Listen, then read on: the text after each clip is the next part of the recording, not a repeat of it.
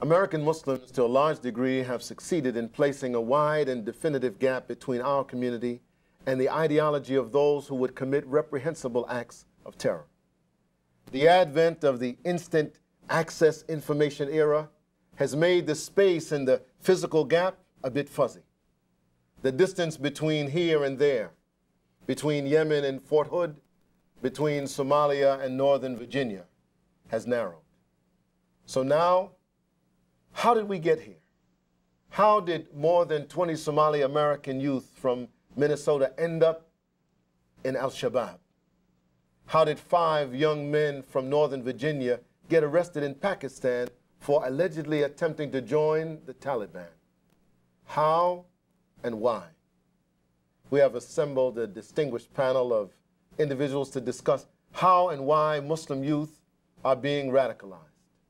I'd like to welcome Mahdi Bray, a longtime friend and civil and human rights activist currently serving as the executive director for the Mass Freedom Foundation, a Washington, D.C.-based civic and human rights advocacy entity for the Muslim American Society. We also joined in the dialogue by Alejandro Butel. He's the Muslim Public Affairs Council's government liaison, and he is the author of MPAC's recent report, Building Bridges to Strengthen America, Forging an Effective Counter-Terrorism Enterprise Between Muslims and Law Enforcement. Woo! And Dr. Sadia Ali Aden, my friend and activist. She is a freelance writer and a peace activist and the co-founder of the Adar Foundation and is part of the Somali diaspora youth engagement and does tremendous work. Yusuf Khan is a peace activist and a student at Howard University's College of Dentistry and is rounding out our panel with a guest on Skype coming all the way from Richmond, Virginia, Mustafa Abdul Maryam, youth activist and former youth coordinator at the Islamic Circle of North America's Masjid here in the Northern Virginia. Well, here we go. Thank you for having us. I want to start with Mahdi Bray. Okay. What's going on? Well, I think what's going on is something that's been happening for quite a while. And even though it's not as systemic, maybe perhaps as in Europe and other places like that, there is still a great need to be able to address Islam and the Quran from a contextual reference that's often lost in terms of our young people, in terms of their understanding, but not only that, but among Muslims. And so therefore, you find that we've had an increase of groups like Al-Qaeda, et cetera, who actually abuse and misuse the foundation of Islam to propagate something that's outside of the boundary of Islam, outside of the boundary of what we call the middle path.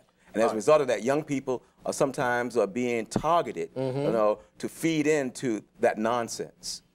Alejandro, Well, you did the report.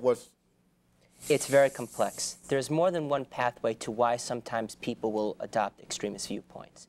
There's definitely an issue of an abuse of religious texts. Okay, that's what Mahdi said. Exactly. But on top of that, though, there are also very complex issues about how people are looking at politics and situations where they're living here within the United States, facing alienation and discrimination issues, political engagement, and sometimes even socioeconomic issues. All right, but now, It's Yusuf, very complex. Yusuf, you are a student at Howard University with Rami Zemzem, one of the 5 guys. And you're talking about socioeconomics. I mean, this guy's going to be a dentist. Not in all cases, in some, but not in all cases. It's very complex. That's what I caution this. So there are some people who are well-to-do, and others, though, like the Newburgh Four, for instance, who were individuals who came straight out of prison, and they had some issues. So it's very complex. I would say also add that as well socially, it's also politically motivated. Sometimes it's not as all the time religiously motivated, but it's used as a cloak. Oh, all right, so there's a religious veneer. Everybody's saying, but go ahead, man. Yeah, and that's the reason I wanted to jump in here, because we're talking about young people. We're talking about young people in America. If you look at young people in America, they're bombarded by violence. So it's not just something in terms of Muslims. We got gangbangers, we got skinheads, we've got all kinds, and often you'll find— MS-13. Yeah, right. So often you'll find some of the same salient factors alienation, Sorry, a Ella. need to belong, you know. But things of that nature Sadia, are there. we got Somali youth, Yeah. right? What's going on? Well, it's interesting because as I was listening, the issue with Somali youth, it's beyond that, beyond religion. Because I'm trained in medicine.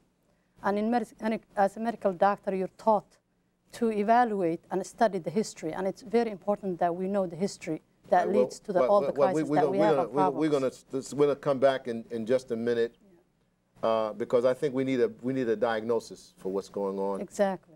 Because the level of violence, the recruitment, maybe it's not what Europe is seeing, but it definitely is a problem in America with these statistics. We'll be right back with our guests to talk more about this issue of counter-radicalization.